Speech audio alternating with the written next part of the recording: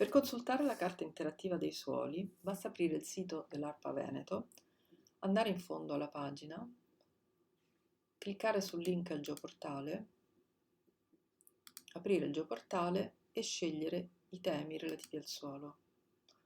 I temi caricati sono circa 70, sono di tipo diverso, ci sono dei raster come la carta del consumo di suolo o la carta dell'erosione, degli strati vettoriali come le carte dei suoli, la carta della permeabilità e la carta della riserva idrica, nonché delle mappe che non sono altro che un insieme di strati che possono essere sia vettoriali che raster e i documenti che sono allegati alle singole mappe.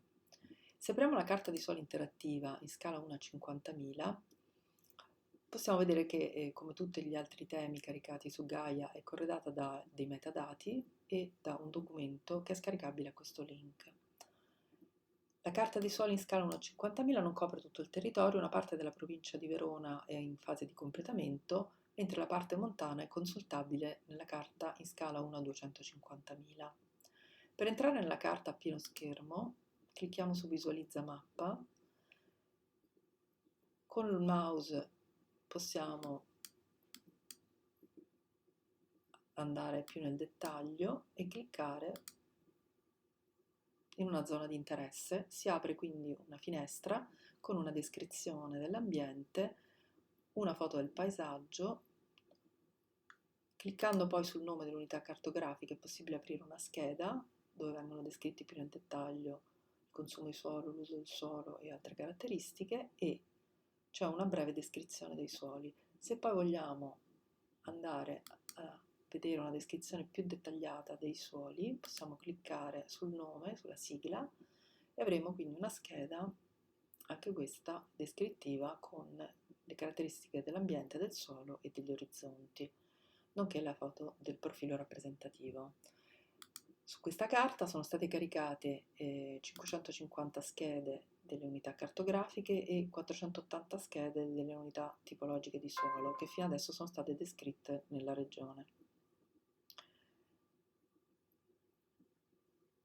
Con questo strumento che viene reso a disposizione su Gaia, al geoportale di ARPA, è possibile anche caricare altri livelli. In particolare, aggiungi livello, possiamo caricare ad esempio una carta del consumo. Questa viene caricata al di sopra degli altri strati.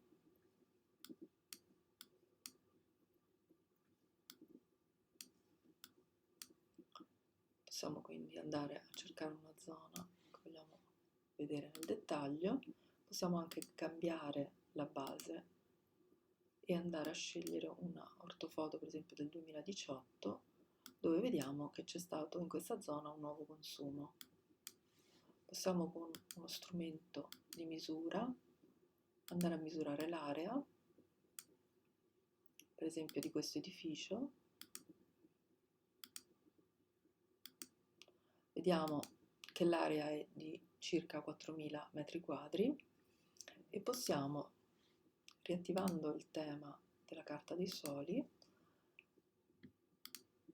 cliccando su di essa, andare a vedere la riserva idrica che caratterizza questo suolo.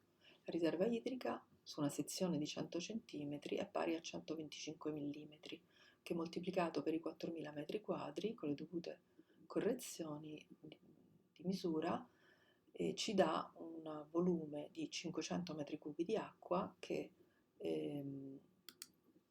dovuto alla costruzione di questo edificio, non sarà più possibile immagazzinare nel suolo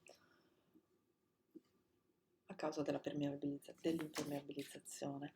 Quindi vediamo come può essere un utile strumento questa carta interattiva sia nel settore ambientale che in quello agricolo, sia per la pianificazione ma anche per degli studi applicativi.